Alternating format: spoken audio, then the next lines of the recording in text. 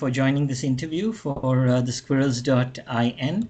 And we have a very interesting result in the United States, where Trump has won from what we can tell by a landslide. He's won the Electoral College, he's won the popular vote, and it looks like he's pretty much carried all segments of society. So let me ask what the feelings would be in terms of the perspectives for the United States, and maybe we can start with Jeff Harris, and we can get an idea of where he's coming from, what he sees in terms of this election, and what his thoughts are.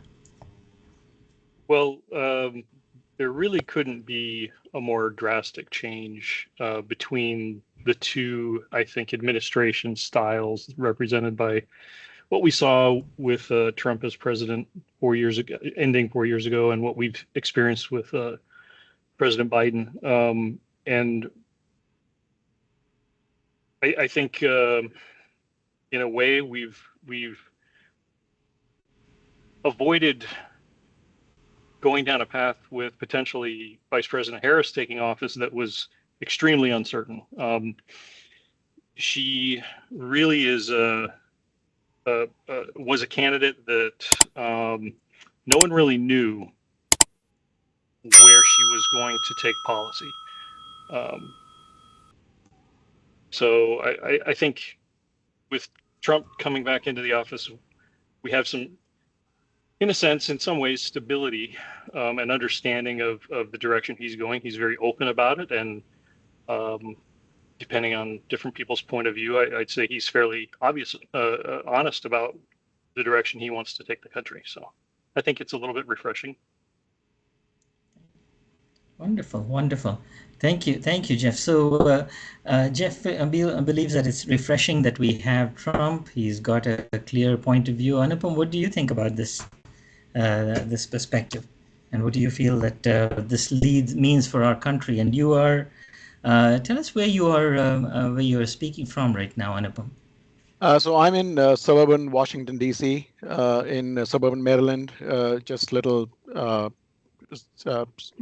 stone throw away from the D.C. border. So I think there's quite a number of emotions that come to front, learning of this result since last night, a little bit of sadness, anger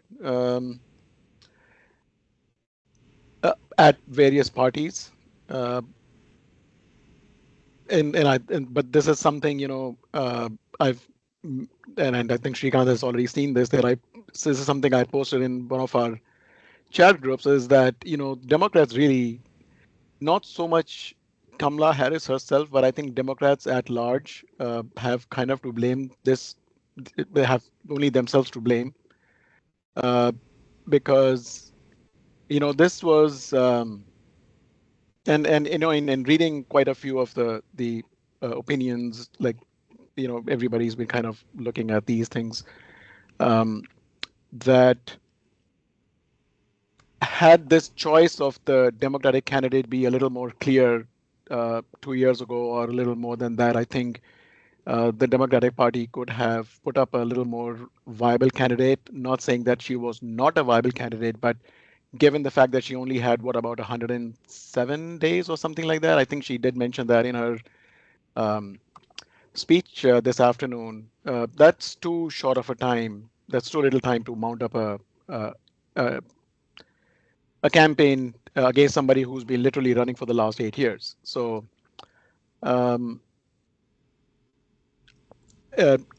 yeah. So I'll stop at that. Okay, interesting. So Sudhir, you're not showing up on your camera. I don't know if you can hear us, but you're on mute. I can hear you, but okay. Just give me a minute. I will. Yep. All right, there you go. Okay. So we're just trying to get different perspectives of this election. So, and Jeff, where are you right now? Are you in Indiana or? I am in Indiana, yeah. Right now. Okay, wonderful. So we have other citizen perspectives. Meera, why don't you tell us a little bit about your perspective on this election? So basically, I kind of agree with everything, Anupam said, Democrats were unprepared, no policy, no statements on what they were going to do. I said very clearly, I'm a Republican, but I did not support Trump. I didn't support, for that matter, I was just being like, the only thing I cared about in my ballot was Prop 1. And that's for my girls. That's all I care about. But the bottom line is that I want to ask one question to all the Democrats out there. Do you have a plan for 2028? No, you don't. That it seems to be like a trend and a pattern where you're going in unprepared all the time. And that's not right. That's the way I look at it. So, but otherwise, a poorly run campaign with literally, and not her fault because she hardly got time, and they should have projected this 2 years ago and prepared for the last 2 years, minimum, if not more. That's the way I look at it. So, Can I point out that I don't believe the Republicans have any plan beyond Trump either? you're absolutely right. You're absolutely right. It's But basically hey, wing it, nothing succeeds like success. it's I kind of think scary there'll though. be, Yeah. I think there'll be a lot of jockeying as to who the more, uh, I mean, unless he somehow manages to run again in 28, I don't see how that's going to happen. But I think there'll be a lot of Republicans jockeying themselves to be, more Trump than Trump himself. So we'll see. Can I ask Though, you, just on that comment, on what basis do you think it would be possible for Trump to run again in 28? oh, I don't know. I mean, this is something that, what's her name? This the congresswoman who was running Bobert. Like I'm missing her first name. I mean, she herself came out and said that we should prepare for him to run a third term. Now, I don't know. This is something that you just kind of hearing going around. So, Well, I think it's important to highlight that that's the kind of irresponsible language that has been thrown at President Trump, candidate Trump for the last decade, and it's ridiculous and outrageous. There's a constitutional amendment to prevent it, and there's absolutely no indication that even if he wanted to, that there would be any path for him to run. So it's this kind of language that is picked up and repeated that I think highlights the division in our society. And from my perspective, I see it coming from the left. I understand that folks on the left don't like the language coming from Trump and his campaign as well. So I think if there's any positive path forward, I don't really see it. I'd like to see somehow for the opposing sides to become more civil somehow in their language and Right. their attitudes. Right, but what I think, Anupam, you're saying is that Lauren Boebert, the congresswoman from Colorado, was the one who stated it, right? The Republican yes, congresswoman. yes. Oh, Republican. Yeah. Well, I equally wanted to outrageous. Yes. Yeah, I wanted to add something here, Jeff. I believe it's because it's non-consecutive. There might be some leeway there, and that was the basis for a lot of these The arguments. Constitution is very As clear. somebody- The Constitution is very clear, though. There are a fixed number of days that a president can be in office. But maybe Sudhir, you have an opinion on that as well. Just tell us a little bit, please, about where you're speaking from. All right, thank you. So please don't go by the color of my t-shirt. It has nothing to do with it's just coincidental. So I'm in obviously a red state, Tampa, Florida. So in fact, the county where I am also turned red, is what I, got to know today. So I think, just so one, there is this old saying, which is, there are three causes of blindness, which is cataract, religion, and politics. Only one of them has a cure as of now, right?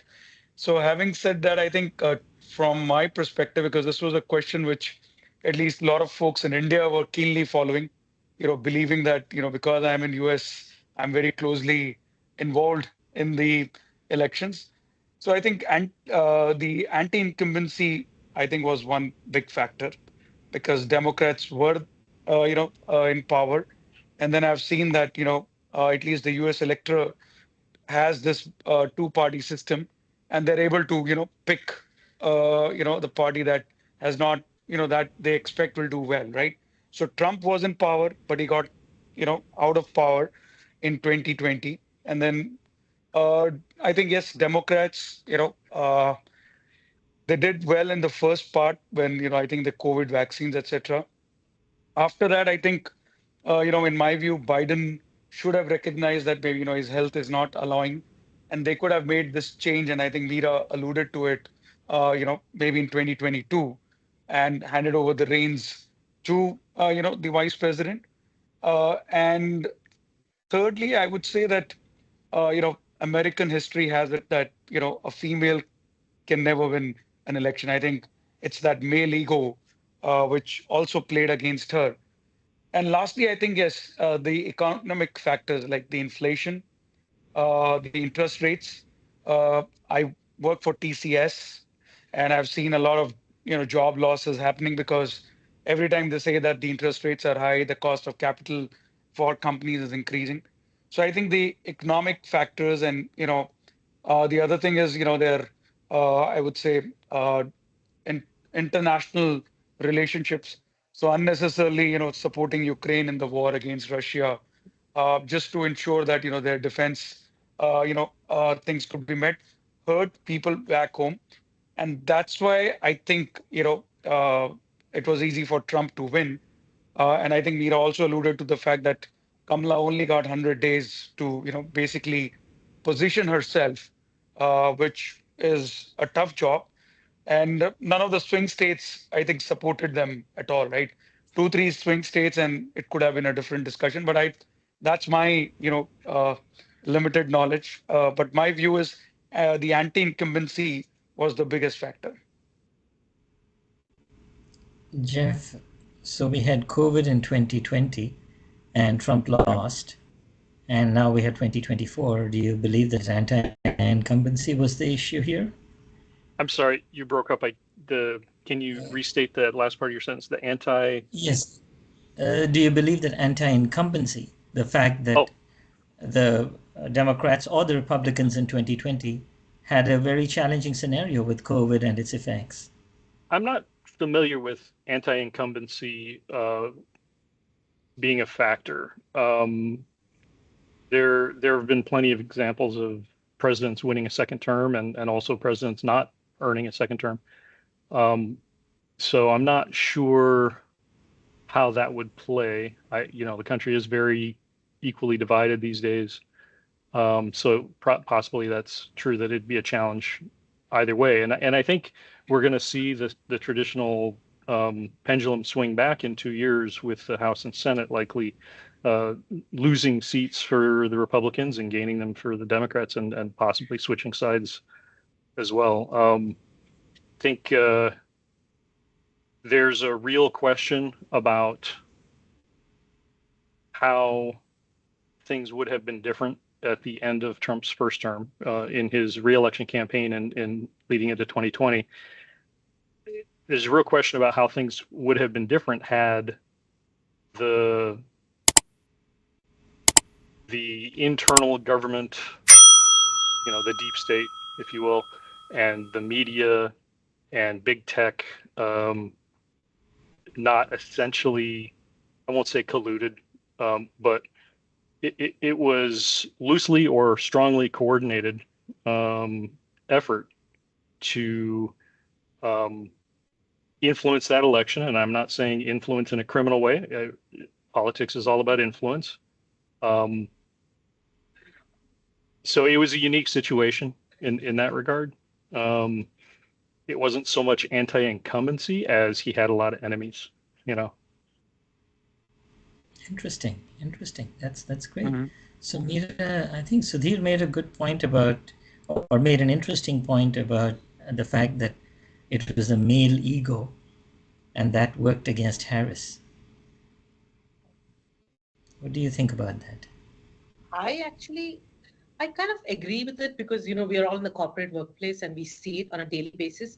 However, I don't know if that's a big factor only because we are behind, but we're not that behind. We are educated enough to to make sure that we pick the right persons. That being said, when I looked at the votes, the votes of color or whatever, which swung completely towards Trump, I was kind of surprised as to what the basis for all those votes were. So I agree with Sudeep, but at the same time, we see it at work, but we know ways to overcome it. And I think it was lack of being prepared and lack of policy, lack of thought, and it's completely to blame the management of how this whole thing was managed is to be blamed. That's the way I look at it. I disagree entirely, by the way, with the earlier statement that American men are not ready for a female president. There are several excellent female candidates that I would have loved to have had the opportunity to vote for instead of even Trump, to be honest. Yes. I supported his bid for presidency. He's not my favorite character in politics. So I think the time is definitely ripe for a good female candidate. The difficulty is getting to the leadership within the political parties is where the difficulty is. Getting yourself positioned as a candidate. So who would you support as a female candidate, Jeff? Oh, I love Nikki Haley. I wish she had been chosen as the vice president for Trump. I love she's the I think former senator or representative from Hawaii. She recently changed parties and backed Trump. Tulsi Gabbard. Tulsi Gabbard. Yeah, I think she's. I had a lot of appreciation for her when she was still with the Democrat Party. So there's several. There's also several terrible politicians, and you mentioned one. Lauren Boebert is not a good not a good example of somebody that would do well in higher office. But and then there's someone from Georgia that I'm sure you're all familiar with, who's kind of a firebrand, but doesn't represent herself very well, doesn't come across as very intelligent. Great. Sorry, Sudhir, you wanted to say something. No, I was just saying that, to the point that, what Jeff and Mira mentioned, right? So I think this whole, if you look at the corporate world as well, right? So if you look at the number of females in the board or even as CEO, right? That number is also very minuscule, and every corporate is talking about empowering, the gender. So I think, while these days, the world is polarized, every country has, two extreme views. I feel that the perspective is also that, from a politician perspective, the upper rich class and the lower classes are the ones that matter to them. Middle class, like at least myself, right?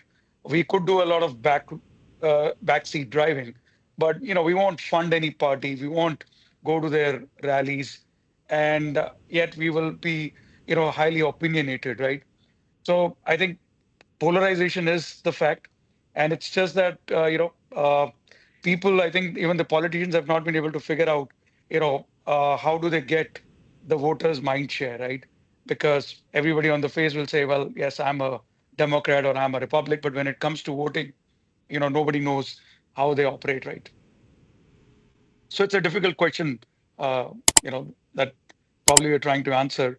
We can have views, but yeah, it'll be still a lot of, whys to be answered.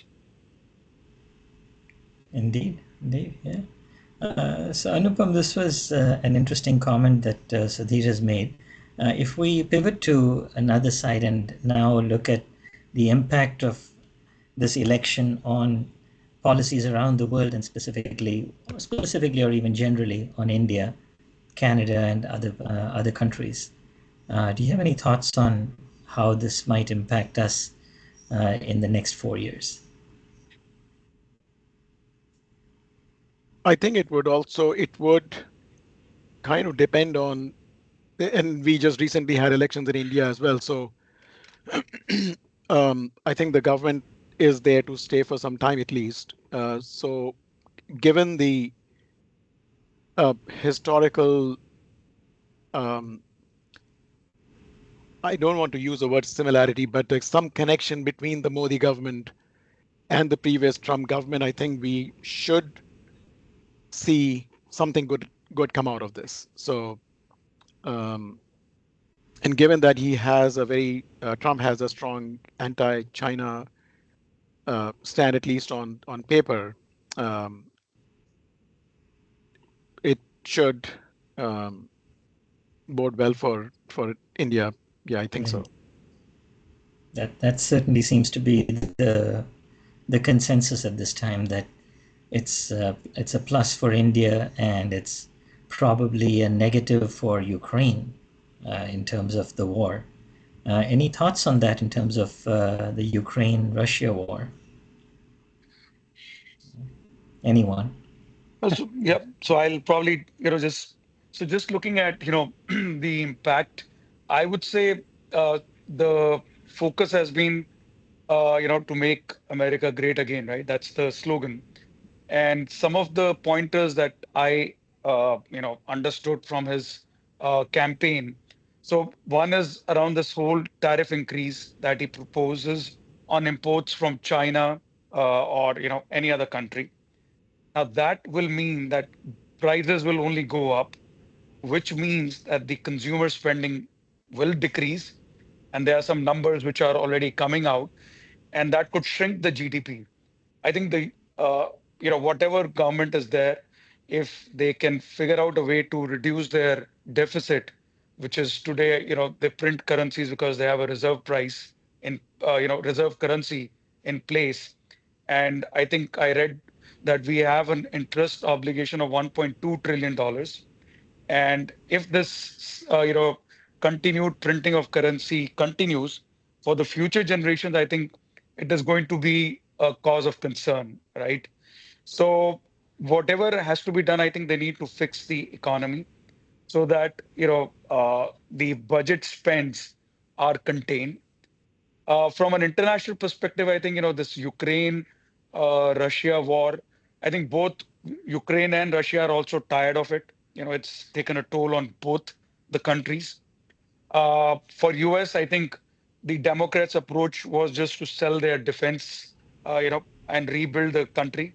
It looks like it's $100 billion ticket, which I think US will still pursue because it gives business to, their defense companies. So I think internationally there might be some change, but Iran and Israel war is something that, he's going to take some tough measures against Iran.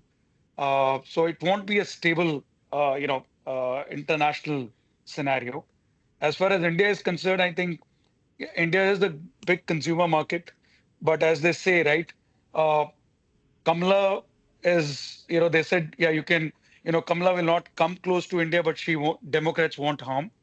With Trump, I've seen that, at least for Indians on visas in US, it could be a big issue because they're already talking about Going H1, through a lot H4 of subjects. regulations tight. Sorry, we're just going through a lot of subjects here, but let me go back to your first point about Yeah, China and tariffs. It took yeah. Apple less than 1 year. It took Apple less than 1 year to move 20% of their production from China to India. So the fact that products are being made in China doesn't mean that they will need to continue to be made in China over the next 1 year. No country will have the level of monopoly or the monopolistic power that China has had over the last 20 years. Vietnam is already doing a lot of manufacturing as an American ally. So I think that shift will happen very quickly, and China's power will be reduced, and that will have to be the American strategic goal. That we cannot allow China to have that kind of power. It may have some pain in the short term, but in the long term, India, Vietnam, Malaysia, Europe as well, all these countries will, all these jurisdictions will start to manufacture more. A lot of manufacturing will move from Taiwan to the US as well, and that's also in place. So it's not like it's going to be a static scenario from an economic point of view. So I just wanted But to clarify that. doesn't China have enough economic hold over the US to actually stop some of that from happening? Potentially, they could try. I don't know what you would think, Jeff, about that. They may have some power, but they moved it out 20% in 1 year is a big deal from Apple, no less. Yeah, that's a big deal. I agree. I can't claim to have specific firsthand knowledge, but we listen to the people that we believe in, who have opinions that sound plausible, and from the personalities that I follow, I don't see China as being in a terribly strong position in any for any extended period. They can certainly make things painful in the short term for anyone they choose to do that too, but I don't think it would be in their best interests. It would be as painful or more to the Chinese economy and the people as it would be for anybody else for them to take some kind of an aggressive economic or military stance. The tariff regime that Trump is talking about, I find it interesting that people tend to forget that President Trump's background is as a highly successful negotiator. And yet, when he begins a conversation, he comes out with his opening position, and people take him literally, and they even magnify what he says as being the direction he's truly going, when that's simply his opening gambit. That's where he's going to begin his negotiation. It's likely going to come down from there, and everybody will be happy. So when he says he's going to increase tariffs to these outrageously high numbers, it's doubtful it will end up that way. And if you look at his first term, his especially his economic negotiations with countries like Japan and Mexico were, from what I understand, not being a business person, they appear to have been wildly successful. Indeed, that's right. So, Ukraine, where do we see Ukraine going in the next 6 months or a year? Anyone? I think Anupam, do you want to take a call on that? I don't know if I'm qualified or I know enough about the material or that situation to make a comment, but it really comes down to what Putin's or the Russian end goal is in this. Is it really a ploy to get the US to commit to a non-expansion of NATO? I mean, is that what it is? I mean, it's if that is the end game, then I think Trump has already said that NATO has no business in being there. I think so. That may be an easy solution, but yeah. Okay. Wonderful. So it looks like it does appear that Zelensky will get less support from the US, at least over the next few months. So they will need to make a decision at this point. Russia already controls Crimea, which is a majority Russian area, which was actually handed over by Stalin in the 1950s to Ukraine when it was all part of the Soviet Union. So that was more of an administrative transfer. So now you've got a new country that was formed in the 1990s, and Russia, for whatever reason, I believe they had an agreement in 1995 where they agreed that Ukraine's territory would remain as is. But Sudhir, you have an opinion on that, or a thought on that you would like to comment on? No, so like I said, my only thought is that, okay, now whatever has happened with Ukraine, right? There is obviously a rebuild which will need to happen, which means there is an opportunity for US businesses, especially in the defense and the real estate side of it, right? Which will be of interest to any regime. And the fact that, okay, Ukraine may not get the support that Biden was extending will, result in, the war getting called off. And he did, I think Trump mentioned that Putin is his friend, though the only person who's not yet congratulated him is, Putin, right? So, you may never know what's going on because of late I've seen, Russia and China. Just one observation I had again, which is, and I can be corrected because I'm not an expert, right? Is that I've seen China does not make any statements against any country, right? They don't call India, like Modi said, I will show them the eye, they'll stay away. Or Trump said, I'll increase the tariffs. China does not make any statements. And what I've understood is, sorry, I have to question that China is actually a very aggressive player in terms of their comments. If you look at Global Times, they out there talking about how the U.S. is trying to suppress China. They're out there about how India is, and this is my observation, and certainly opinions are welcome. They're out there about how India has an opinion, and India is always a puppet of the U.S. Like India has no interest of its own, and yet it's China that backed down over the last 2 weeks in terms of the border situation, the border standoff with India. So ultimately, I wouldn't say that China is not an aggressive power, although, others may have a different opinion. They are like what I certainly, meant by aggressive power. Sorry, go ahead. yeah, just quick comment. They are certainly behaving aggressively in the waters off the coast of the Philippines, for Taiwan example, and yeah, and the and Taiwan. Philippines. Yeah. And all those bombers Right. over Taiwan are Chinese. So, No, just one point which I wanted to, also get your, views from this group is what I've understood is, see, China has been aggressive, and they've made investments in Africa. They've made investments in, Sri Lanka. We all know South America. So I was, just amazed that Brazil, Colombia, right, even Mexico, they've made financial investments to grow, businesses and help those countries grow, which has given them, a financial power, right? Which is making them stronger, and that is why US is getting nervous about them, right? Because the financial power is really a big power, and all these countries needed that support, and China has actually, taken that step of being their financial partner, in the development. So I think that to me has given China more power in the current setup.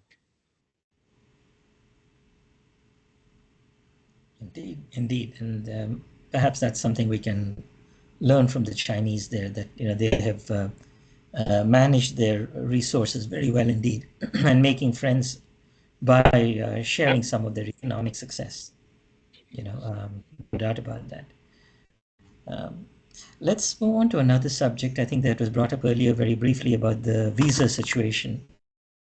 There are certainly many skilled Indian visas that are skilled visas that are handed out to Indians. I think Indians are the largest number of visa holders in the U.S. right now. So where do we see that going under Trump over the next 4 years and beyond? Anyone? I don't. I haven't heard anything to make me think that the legal forms of immigration, and especially the high quality, highly trained, highly educated workers from foreign countries like India, I've not heard anyone say that should be curtailed in any way. Um, and Trump seems like the kind of uh, person who values high performance, high quality workers, and I'd be surprised if the immigration system was somehow altered to restrict that form of immigration. But then I have a question, Jeff. So, Didn't Trump, even his first term, oppose H-1Bs and stuff? I'm ignorant so I, to specifics like that. I don't know that. uh, I can Yeah. just share with you what I, saw, Mira, was that what he did in his first term was, so we do have people that, TCS, for example, like I got my green card through a family because my parents are US citizens, but there are a lot of skilled workers who come on an H1, and then the company, sponsors them on green card, right? So what happened in his first term was that earlier, the green card process for a corporate applying was that you could apply for your EAD and the green card simultaneously. What Trump administration did was they made it a two-step process. So first you have to apply and get an EAD, and then from that EAD you get the LPR or the green card, right? Which elongated the process from almost 6 months to 1.5 to 2 years, right? So that was a change which at least I've seen because I had few folks in my team who some of them got it, some of them got impacted because the L1 visas that they were on got expired before they could get their green card. So they had to go back to India, wait, and then come back. So, that was one change which I saw visibly. Now what I've heard is that, okay, there are obviously, yes, he has issues with the Mexican immigrants, right? And with the Indians, what I've heard is that the H1 and the H4, there will be new policies which will come out once he takes office. Okay. So there may be some impact. So from some of the work we've done in terms of looking at this in the past, yes, there was a change in process, but the change in process affected all countries equally. So that was part of Trump's general policy, Buy America, Hire America policy. It wasn't India Okay, specific. In fact, got India's it. proportion of the visas was about the same, which is 70%, which is very high under any yardstick of measure. In terms of spouses getting work visas, qualified spouses getting work visas, yes, that could be an issue if they didn't come in, if they came in only on the basis of their the H1 spouse visas of their husbands or wives. So that could be a factor that could affect us. But again, that is Trump has been pretty unapologetic about the fact that he is, America first, which is what we would expect from any president or prime minister. You would expect Modi to be India first, and so on. And Modi and Trump seem to be on a very good trajectory in terms of the relationship in the past and the future. So I think that's a good review of this scenario here. It's probably going to we're looking at a good economic trajectory for the United States as a whole. There may be some groups, especially in terms of women who may need abortions. There could be challenges in that process in specific states, whether it's Florida and so on. So there could be impact on some groups, but this trajectory as a whole seems to be a positive sign for America. So I will leave the last comment. Let me go to everyone. I'll start with Anupam. Any final thoughts on this, Anupam? Just keeping fingers crossed, hope that a lot of the and then this is going back to something that Jeff had said earlier, that let's keep a little bit of the rhetoric that was coming out of him and the Republican Party aside, and just hope that the governance just stays positive. Thank you, Meera. Any thoughts on your side? Yeah, I would agree, on positivity, onwards, upwards, whatever, and just make sure that, we're ultimately it's about the country and the people. So hopefully, that's the way we'll move. And while I understand that, we didn't have too much to pick from, and everybody picked what they thought was the best. So let's make the best of it and keep moving. That's the way I look at it. So Wonderful. Thank you, Jeff. Your final thoughts. I like that a lot. Keep a positive attitude, and we'll make the best of whatever comes our way. And yes, I like the idea of reducing divisiveness. I'm very anxious. I am a pro-Ukraine supporter against the Russian invasion, and I'm unhappy with comments from any side that indicate that the United States would abandon them. So I'm very anxious to see how Trump lives up to his words about ending the war. Again, I think he sees himself as the master negotiator, and saying the war is going to end on day one is his opening salvo in what could be a very interesting negotiation. Wonderful, wonderful. Thank you, Jeff. Sudhir?